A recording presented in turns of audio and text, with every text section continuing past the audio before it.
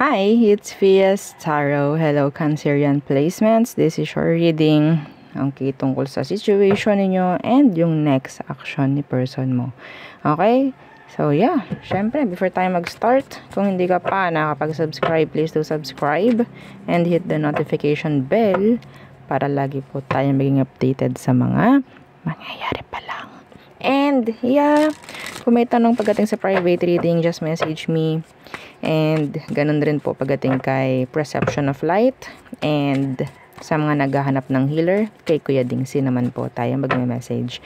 And, yeah, if you're interested sa ating mga items, yes, available ang ating mga items. Okay, protection from evil eye. Meron tayong love bracelet, granter, and ano ba to? Si cord cut. Okay, yung ating pang cord cutting. Okay. So, let's start. So, sino ba ang iyong iniisip ngayon? Anong meron sa kanya? The person on your mind, Cancer. Who is this person you're thinking of? Okay. The Emperor. Someone na busy. Someone na may narinig ako self-oriented. A business owner. Okay. What's with this Emperor? A boss? O, diba? What's with this Emperor? The Chariot in reverse. Ito yung taong hindi mo ma-let go. Ito yung taong ayaw mong mawala. Iniwan ka niya. Cancer, iniwan ka niya para may i-pursue. Yeah, gusto mo makasama tong taong to. Some of you, hindi ka pa nakaka-let go or nakaka-move on from this person. Tingin mo sa kanya, siya na. Siya na yung para sa'yo. Let's see, anong situation ninyo? Hindi ka makahabol sa kanya? Bakit? May narinig akong ganun.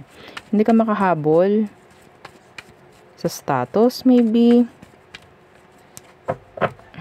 Okay. Anong meron? Wheel of Fortune in reversed. So, for me, pagdating dyan, I think, the situation, no? Pwede yung kalaban nyo dito, sitwasyon. Anong meron? Yeah, the Tower. So, may nangyaring separation. I think this is karmic. You're in a karmic situation with this person. You're in a karmic connection. You're in a karmic connection. I think yung person mo, alam na niya. Okay, kasi gumawa to ng decision na lumayo, umalis. I-pursue yung mga kailangan na niyang i-pursue. Pero ikaw, hindi mo pa nakikita yung lesson na dapat nakita mo na dito sa connection na to. Kaya hindi pa kayo totally makaalis, maka-move on. See, the star is here.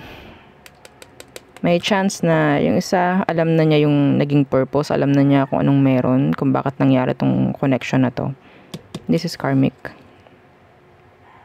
For me. Okay?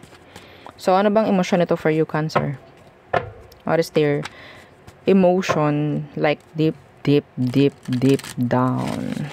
Ayokong tumingin lang sa surface level. What is their emotion for you? The Ace of Chalices in reversed. Okay. Why the Ace of Chalices in reversed? The Sun.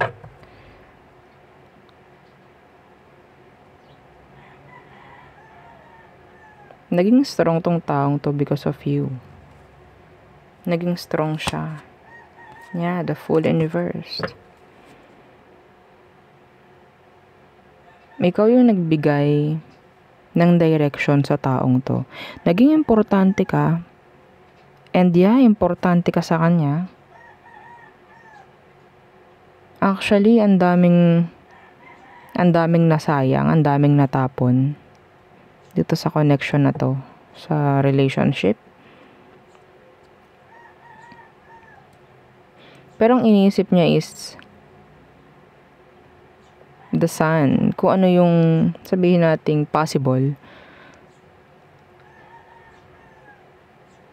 Matalino siya, Cancer.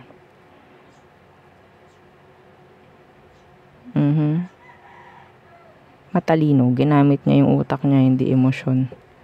This time. So, sinabi nating karmic, may chance na talagang ilang beses kayong nagkaroon ng on and off nito.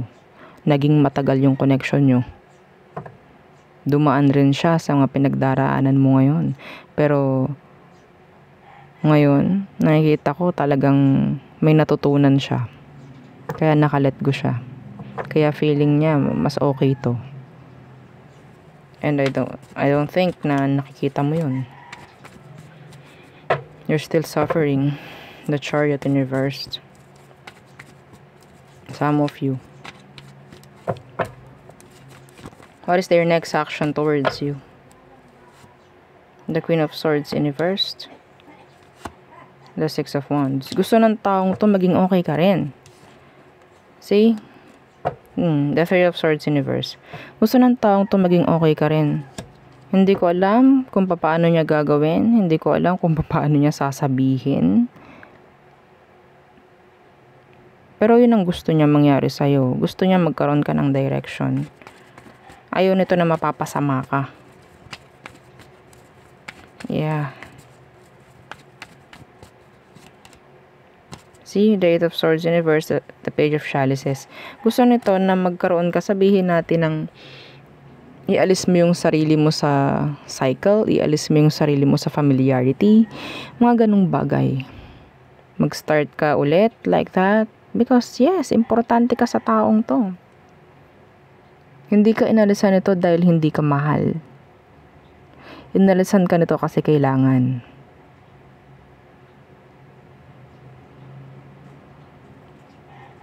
Ha?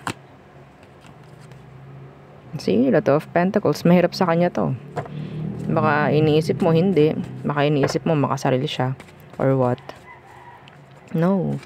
Na-realize lang ng taong to yung mga kailangang ma-realize at kailangang matutunan dito sa connection na to. Itong connection na to, karmic lesson to help you grow, to help you improve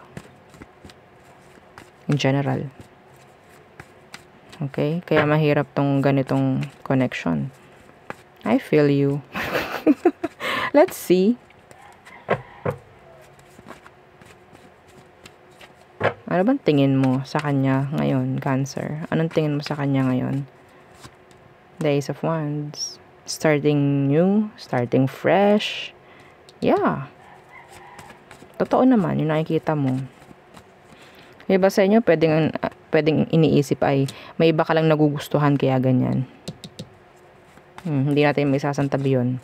Tingnan natin ang tong Ace of Wands. Temperance. Sa totoo lang, alam mo sa sarili mo na alam na niya yung purpose niya sa buhay.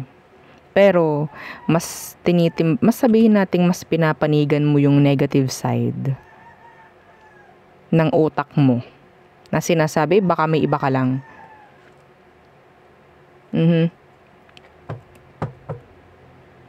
Baka may iba lang tong person ko, kaya umalis. Alam mo naman yung totoo. Alam mo naman yung totoo, Cancer. Na itong taong ito, umalis para mayroong magkaroon ulit ng balanse sa buhay niya. Ganon rin pagdating sa'yo.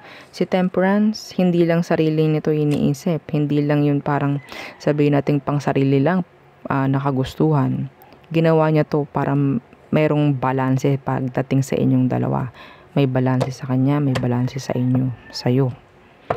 Like that. Okay? Advice. Doon na tayo. Oo, mabilis lang na reading. Straightforward read. Parang meron akong binabasahan dito. Okay. Let's see.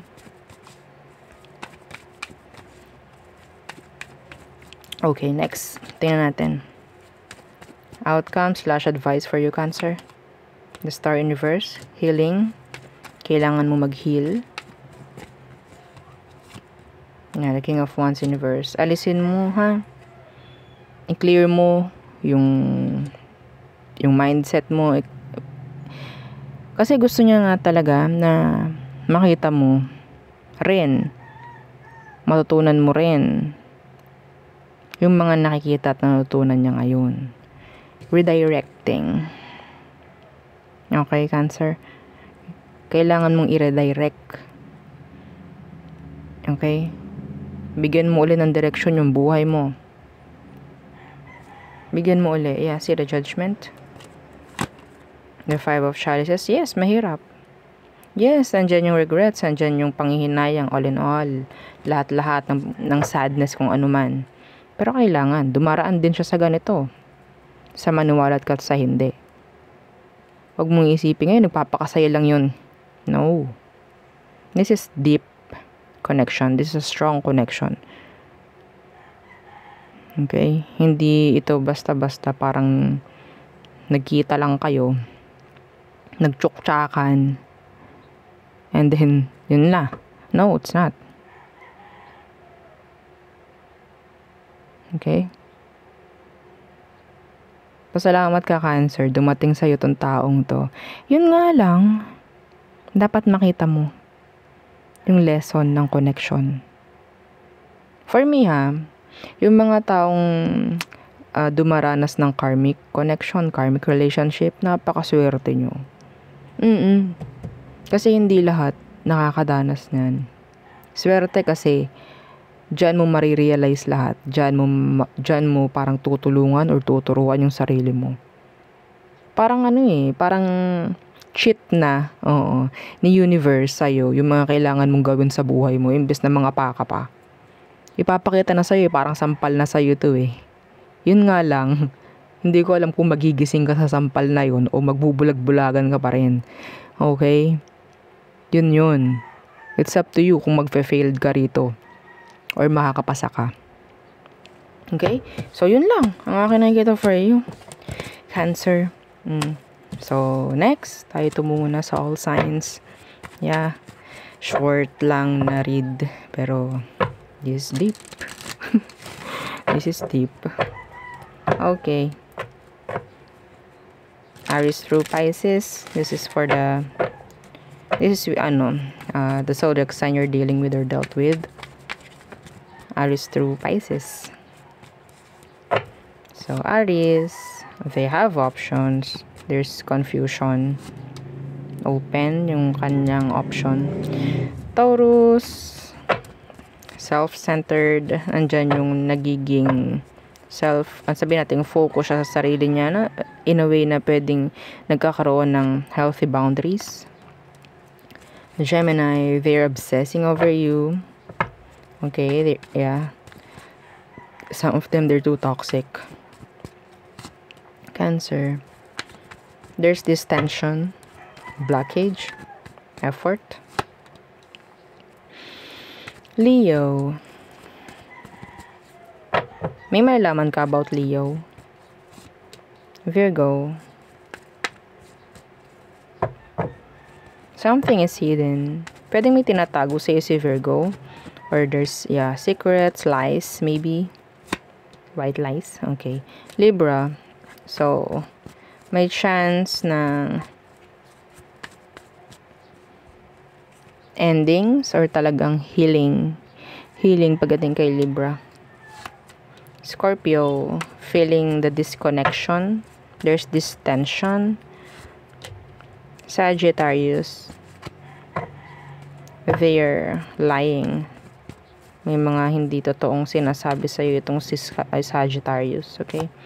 Capricorn, no efforts at all. No communication. This is like self-care.